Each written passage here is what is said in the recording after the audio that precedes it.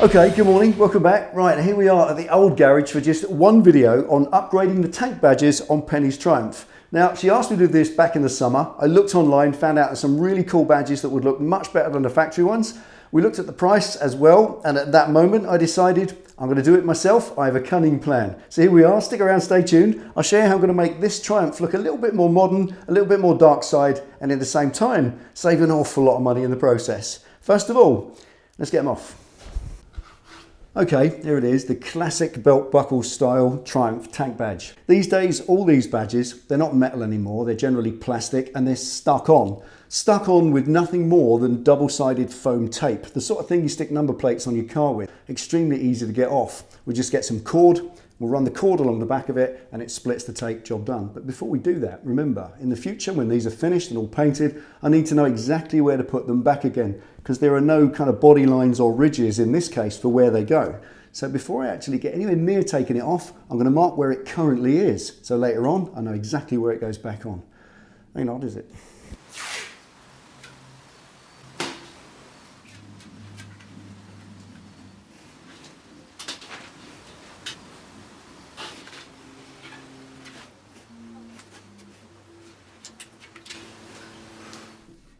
There we are. Right, outlined in tape. Simple enough. Just mark out exactly where it lives, and then when you come to put it back on, put it straight back in that hole. Okay, next, let's whip them off. Easiest thing in the world for this is some dental floss, or if you do fishing, which I don't, and some fishing line, that works as well. All it is a straightforward piece of safe cord that's not going to damage the paintwork. I double mine over, pop it in behind the badge, and with a seesaw action or a sawing action, gradually cut your way through that foam tape on the back. There it goes.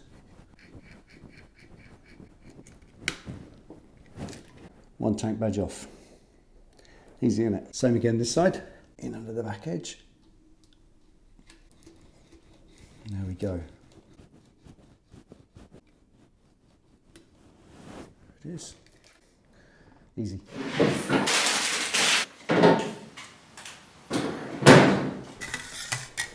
Okay, chrome plastic tank badges. Before we go anywhere near preparing these, I want to talk quickly about the material I'm going to use.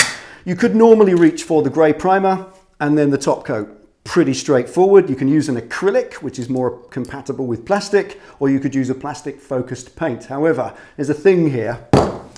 The badges themselves are very detailed. Let's give you a close look. Check out all the fine detail in that badge, all the little creases and curves. We want to cover that, but at the same time, we don't want to stifle it and flood it with too much material so it looks like it's just got a plastic bag wrapped over it.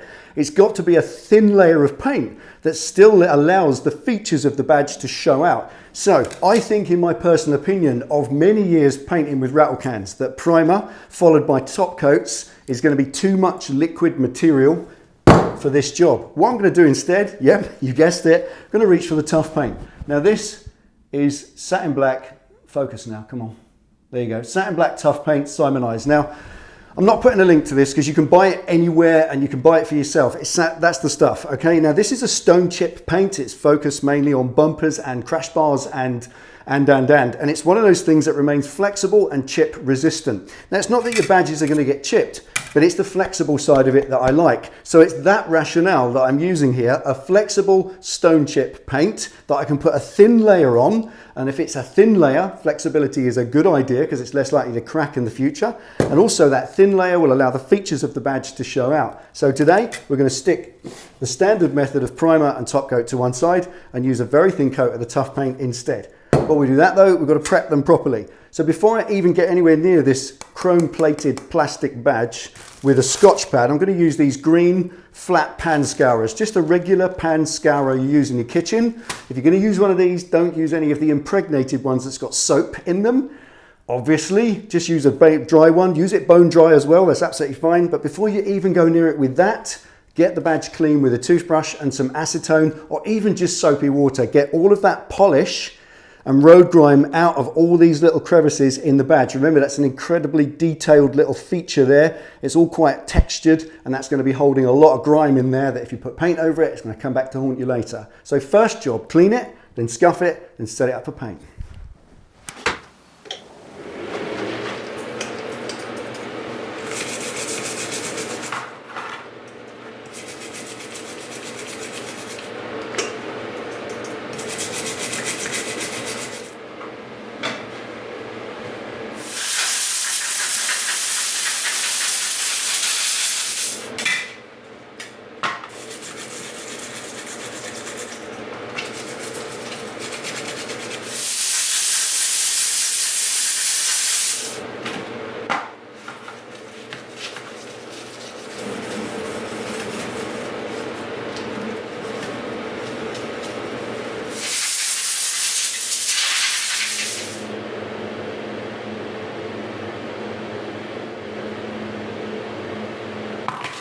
Right, at this stage, that looks amazing.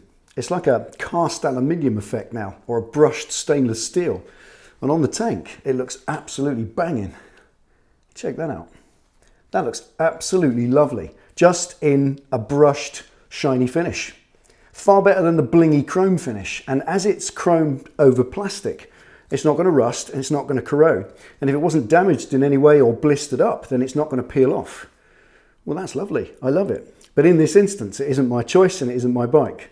And the client wants satin black. So let's scuff the other one and set them up for paint.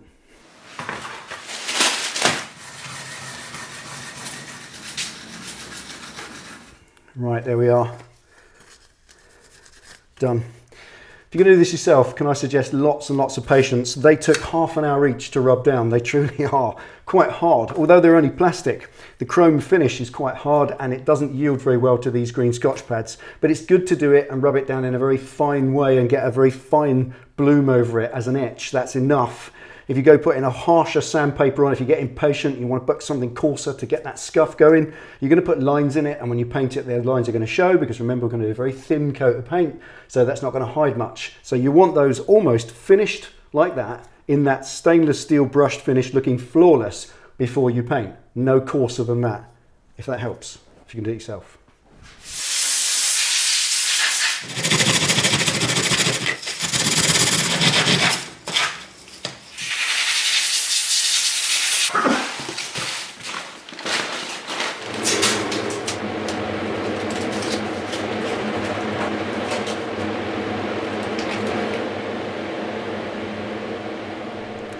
Right, there we are.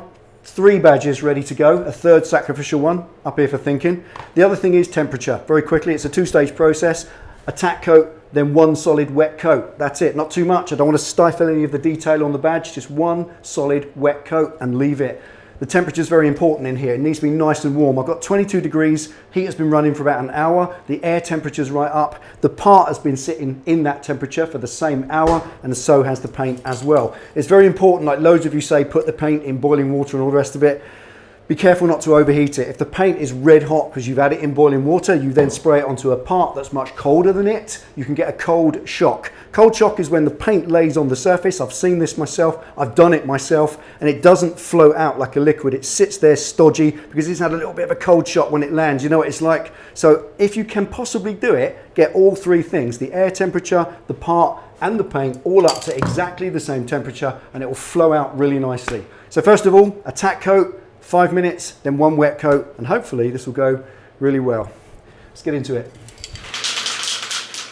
Okay, it's not difficult to get it wrong with a tack coat. It truly is just a thin dusting of paint. Just flick it over the surface and let it go tacky. It forms an etch for the paint itself to stick to. Nothing more than this. Make sure you can see through it, that it's even over the whole surface, no patchiness, and once it's tacky but doesn't come off on your finger, it's ready to go.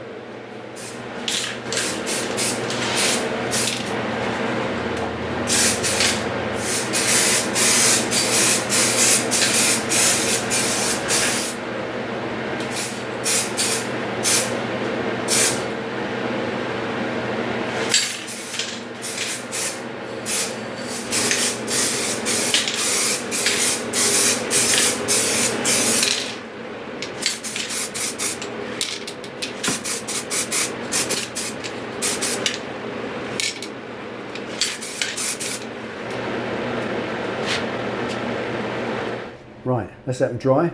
I reckon about 24 hours. We put them on.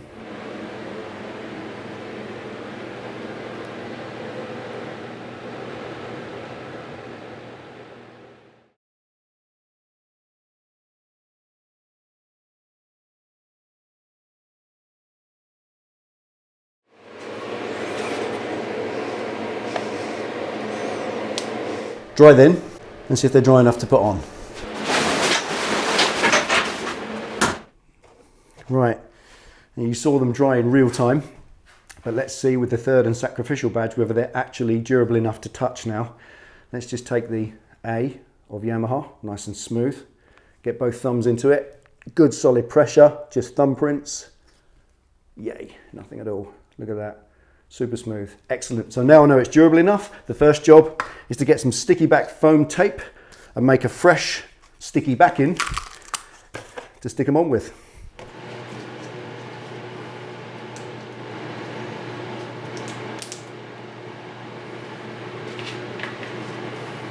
All right, fully degrease the tank before you stick it on.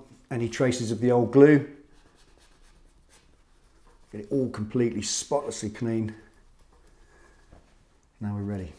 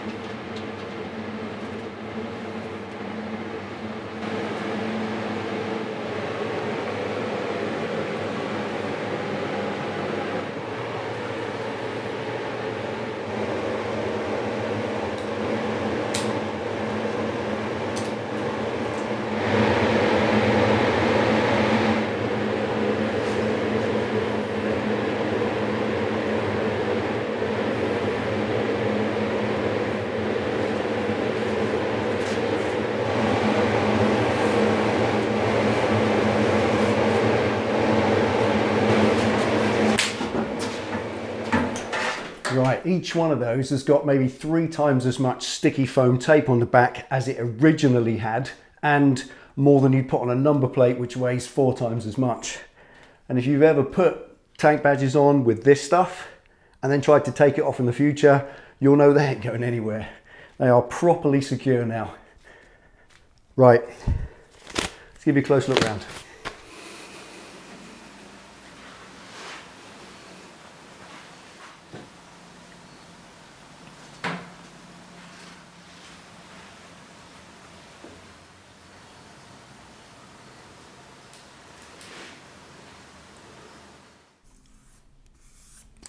Right, there we are, a flawless finish. Very happy with that indeed. Now, this video is quite chatty and long-winded, I accept that, but obviously I wanted to make it a tutorial for those of you who want to do something like this for yourself. And I took the precaution of giving every detail of experience that I could possibly think of, because I've done this many times and I've got it wrong a few times as well. And when you get it wrong on something like this, it's quite hard to rescue it because they're not easy to rub down and do again. It just goes from bad to worse and you can end up ruining your badges. And a pair of those, £60 plus VAT. So quite an expensive mistake to get wrong. Therefore, I made this video, hopefully, interesting enough for those of you watching who just want the entertainment value, and at the same time informative enough for those of you who want to do this yourself. Get yourself a second-hand badge and practice. We all know the power of practice. And once you're down pat and you've got it going, have a go at your bike yourself. There we are. Hope you enjoyed that. Take it easy, ride safe. I'll see you for the next one.